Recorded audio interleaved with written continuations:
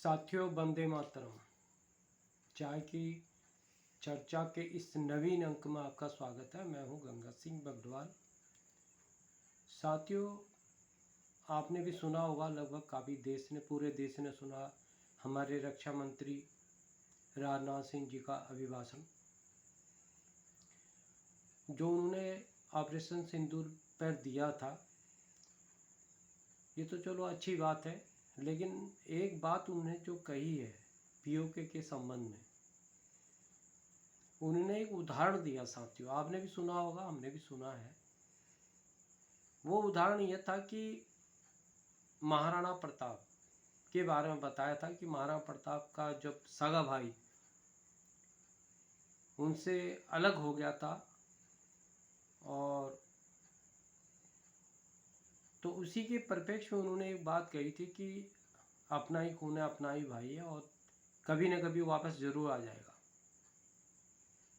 तो वो परिप्रेक्ष्य में क्यों कहा, किस लिए कहा, ये तो नहीं कह सकता मैं, लेकिन वो मेरे ख्याल से पीओके के संबंध में उन्होंने इस बात को, अपनी बात को रखा था साथियों, जो मुझे लगा। मतलब तो उसी के संबंध में थोड़ा सा मैं इतिहास के पन्नों को पीछे पलटते हुए ले आना चाहता हूँ साथियों। वो क्या कि जिस समय 47-48 में जब राजा हरिश्चंद्र ने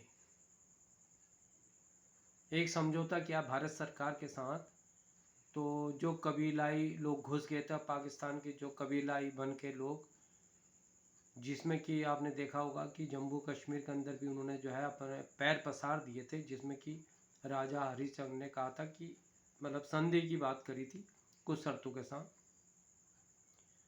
अगर उस इतिहास के पन्नों को देखेंगे तो आपको लगा कि पीओके के लोग हमसे या हिंदुस्तान के से दोस्ती रखना चाहते हैं। उनका कोई एक्शन, कोई उनका प्रदर्शन या किसी भी प्रकार से क्या आपको लगा कि वो भारत सरकार या भारतीयों के साथ हैं? चलिए छोड़िए इस बात को।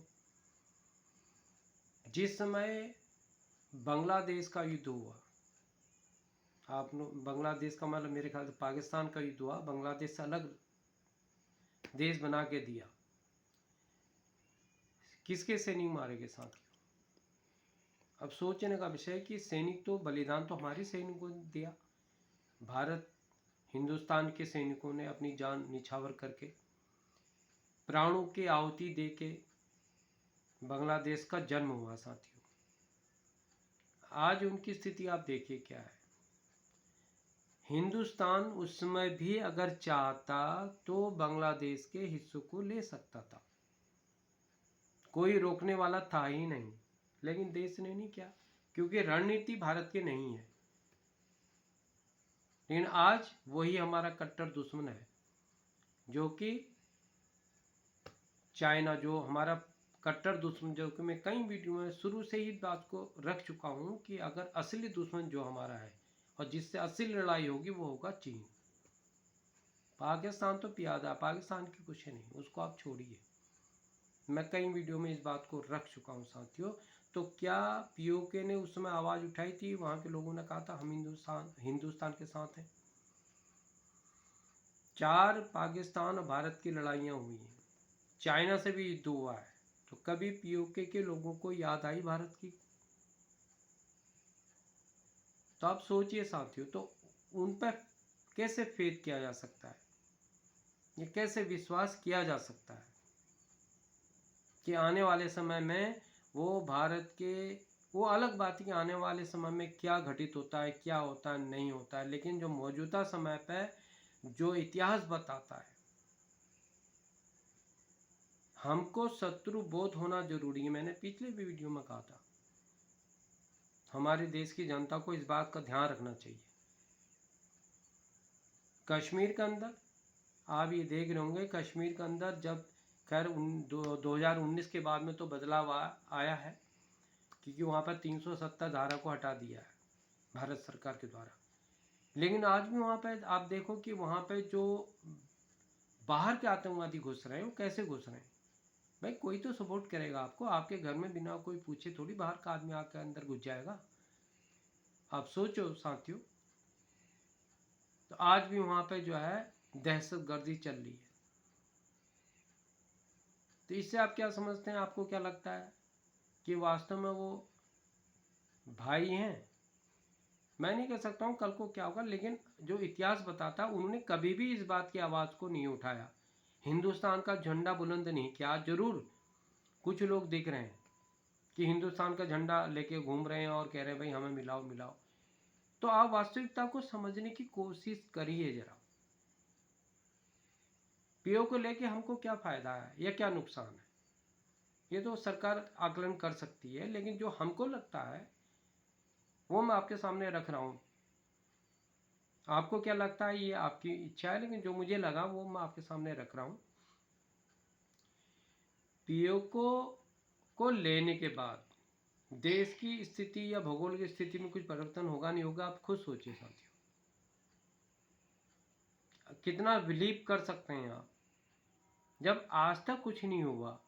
जो हमारे पास कश्मीर है, वहाँ के जितने भी हिंदू पंडित वहाँ से भगा दिए गए, आज उनकी स्थिति आज भी देखो दयनीय है।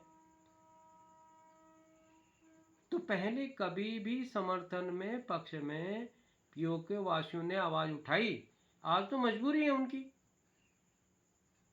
भाई मजबूरी इसलिए है कि पाकिस्तान ठोक रही है उनको, खाने को नहीं मिल रहा, उनको पीने को पानी नहीं मिल रहा है, क्या करेंगे। उनको लग रहा है यार देखो हिंदुस्तान में तो मौज है, जम्मू कश्मीर में देखो विकास की कदर हो रहा है, लेकिन पीओके में तो आज भी वहाँ वही खस्ता हालत है। आप देखिए कभी भी मैप उठा के वहाँ का, और वहाँ की खुद भौगोलिक स्थिति को वहाँ की सरकार और सेना ने बदल दिया है।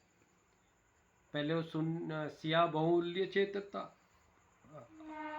सुन्नियों को वहाँ पे बसा दिया। तो मेरा कहना तात्पर्य यही था थोड़ा सा बनाने का, कि जो हमारे रक्षा मंत्री जी ने कहा है वो उनकी सोच है, हो सकता है बहुत दूर तक बहुत आगे तक क्या सोच के कहा होगा, लेकिन जो उन्होंने उदाहरण रखा है शायद मैं सहमत नहीं हूँ इस बात से कि आओ भाई गले मिल जाएं और हम जो है बिछड़े कब के बिछड़े हुए मिल जाएं यारो।